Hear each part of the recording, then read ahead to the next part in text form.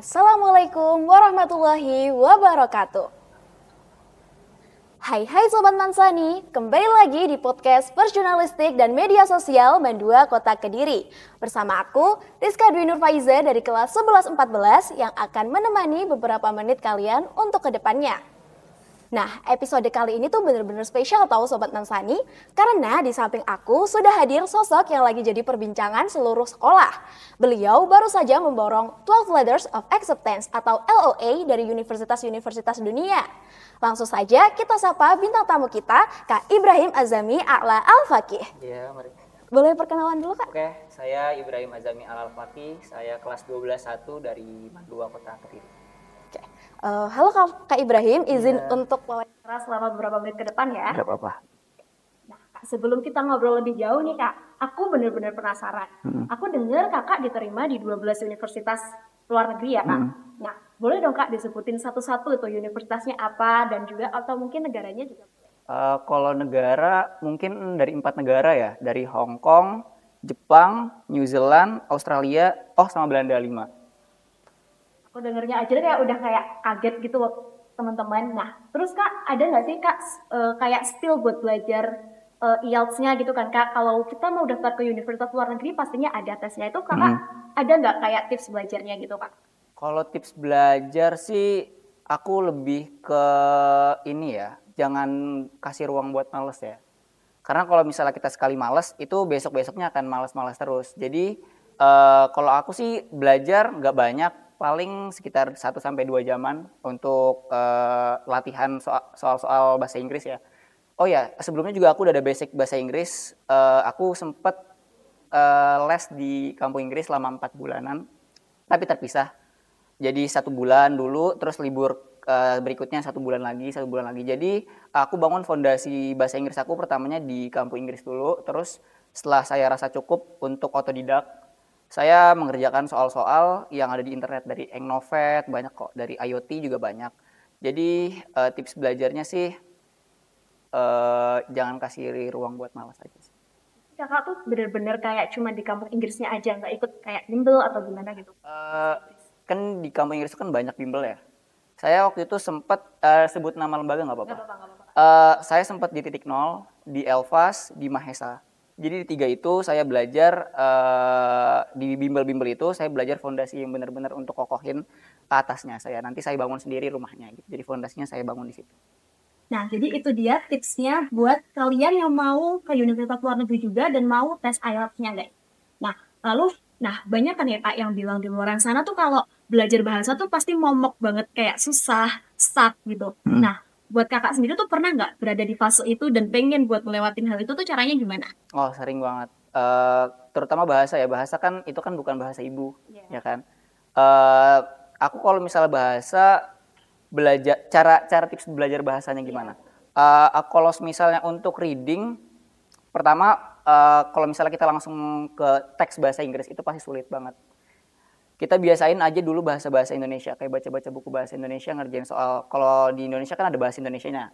Nah, nggak jauh beda kok sebenarnya tesnya, kayak kalau misal ngerjain bahasa Indonesia di Indonesia, kayak kesimpulan, terus main idea. Kalau untuk itu untuk reading. Kalau untuk speaking, aku biasanya ngomong sama cermin. Sama cermin. Karena kan aku hidup di asrama juga ya, di asrama. Kan nggak semuanya bisa diajak ngomong ke bahasa Inggris. Lebih ke ngomong sama cermin sih kalau untuk communication-nya. Jadi ya kayak orang gila aja gitu, ngomong sendiri di cermin. Kalau ada salah, oh ya jangan lupa direkam juga. Jadi kalau misalnya sambil direkam nanti didengerin lagi, oh ada salah di mana grammarnya gitu kan. Kalau misalnya untuk listening, banyak dengerin lagu-lagu Inggris sama nonton film. Biasanya sih itu sih aku. Dan kalau untuk writing, biasa nulis esai aja. Jadi ada suatu topik kita tulis, pertamanya orientasinya gimana, terus argumentasi 1, argumentasi 2, terus kesimpulan. Dibiasain aja dulu pakai bahasa Indonesia, nanti habis itu baru ditranslate ke bahasa Inggris. Biasanya tuh kalau mungkin bingung bahasa Inggrisnya nih, Kakak tuh masih kayak nyari-nyari juga gitu kan Kak? Gimana tuh maksudnya? Kayak mungkin lagi nulis esainya dalam bahasa Indonesia, kan beberapa kata bahasa Indonesia ke bahasa Inggris tuh kayak susah gitu Kak. Nah, itu Kakaknya tuh masih nyari-nyari juga gitu. Kita kalau misalnya aku pakai bahasa yang simpel aja, yang kita tahu aja. Bahasa simpel karena kan kosakata itu sangat luas ya. Ada kosakata yang biasa familiar kita dengar, ada kosakata yang jarang banget atau asing kita dengar. Aku biasanya kalau nulis writing di bahasa Inggris juga pakai kata bahasanya yang simpel-simpel aja, nggak ada yang rumit-rumit. Jadi tadi di bantuan tadi yang nonton film tadi, terus denger-denger podcast bahasa Inggris juga, denger-denger musik, itu kan kita akan terbangun yang namanya tuh vocabulary. Ya kan? Dari vocabulary itu kita akan mengenali kosakata yang biasa kita dengar aja, yang casual aja, nggak yang terlalu formal banget. Jadi selama menulis itu ya aku dengerinnya, aku pakai vocabnya ya yang dari situ-situ aja, nggak yang akademik banget gitu. Itu dia teman-teman tipsnya dari Kak Ibrahim. Nah, lalu Kak, mungkin ini agak move lagi ke bagian universitasnya Kak. Nah, Kakak kan daftar ke 12 universitas nih Kak. Yeah. Nah, itu tuh ngurusinnya tuh kayak susah nggak sih Kak? Kayak banyak banget, kenapa kayak nggak cuma kepikiran 1, 2, atau 3 gitu Kak? Unitnya. Iya, unitnya. Sejujurnya dulu tuh aku punya cita-cita satu, kampusnya itu ke Toronto, Kanada. Cuman karena suatu hal, aku jadi nggak bisa daftar ke situ. Terus aku mau pasang target, aku tuh mau keterima 17 kampus sebenarnya tadinya. Aku tuh sempet dulu tuh janji ke bunda aku sendiri, kalau misalnya nanti pas wisuda, saya berjanji nanti nama saya akan inilah disebutnya lumayan lah, maksudnya bisa dibanggakan lah sama bunda saya. Saya pengen buat ibunda saya bangga gitu. Nah, dari motivasi itu saya mulai ngurus-ngurus dokumen. Pertamanya itu bunda saya cuman ya support aja, namanya orang tua kan hanya bisa support ya Kak. Yang tadi mau ke Toronto cuman nggak bisa karena kendala satu hal, jadinya saya waktu itu pertama kali itu daftar di Curtin University. Dokumen-dokumennya memang cukup lumayan ya, karena saya sudah mempersiapkan dokumen-dokumennya dari awal. Saya tuh mempersiapkan dokumen dari kelas 11 awal. Kelas 11 awal seperti paspor, ada IELTS juga, terus ada transkrip nilai, ada esai, motivation letter, personal statement, dan macam-macam lah.